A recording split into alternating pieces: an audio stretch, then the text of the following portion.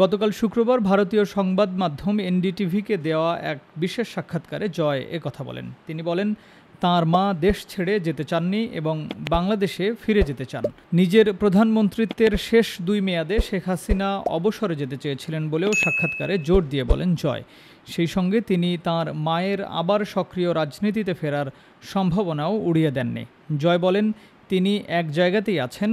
তাঁর ভিসা বা আশ্রয় প্রার্থনা নিয়ে যেসব কথা বলা হচ্ছে সেগুলোর কোনোটিই সত্যি নয়। জয় এনডিটিভিকে বলেন, আমি গতকাল রাতে আমার মায়ের সঙ্গে কথা বলেছি। তিনি এখনও কোনো ভবিষ্যৎ পরিকল্পনা করেননি। তিনি আসলেই বাংলাদেশে ফিরে যেতে চান। সেটা হতে পারে রাজনীতিতে ফেরা অথবা অবসরের জন্য ফেরা।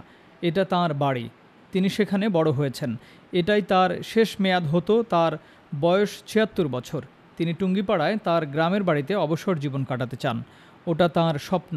তিনি বাংলাদেশের বাইরে কোথাও অবসর জীবন কাটাতে চান না। জয় দাবি করেন, তাঁর মা দেশের জন্য রাজনীতি করেছেন, ক্ষমতার জন্য নয়। জয় বলেন, গত 2 মেয়াদেই তিনি অবসরে যেতে চেয়েছেন। এমনকি প্রতিটি নির্বাচনের আগে তিনি আমাকে দেশে ফিরে রাজনীতিতে যোগ দেওয়ার জন্য জোরাজুরিও করেছেন। আমাদের পরিবারের কেউই ক্ষমতা বা রাজনীতির প্রতি উচ্চাকাঙ্ক্ষী ছিলেন না। তখন মায়ের প্রস্তাবে সাড়া না দিলেও এখন দলের নেতৃত্ব দিতে চান কিনা এমন প্রশ্নের জবাবে জয় আরও বলেন, আমার মনে হয় এখন আমি এমনিতেই তা হয়ে গেছি। আমি কখনো এটা চাইনি।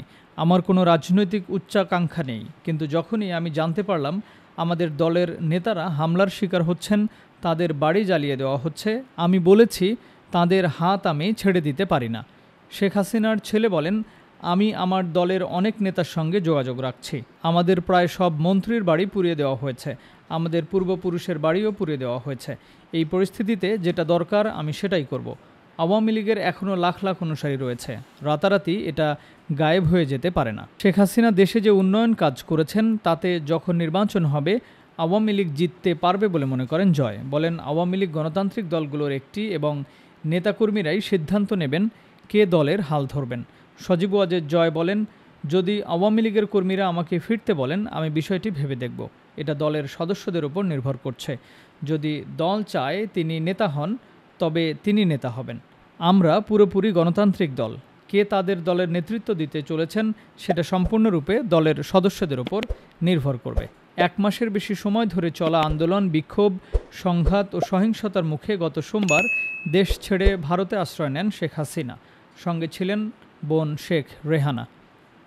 Timeline desk, Dhaka.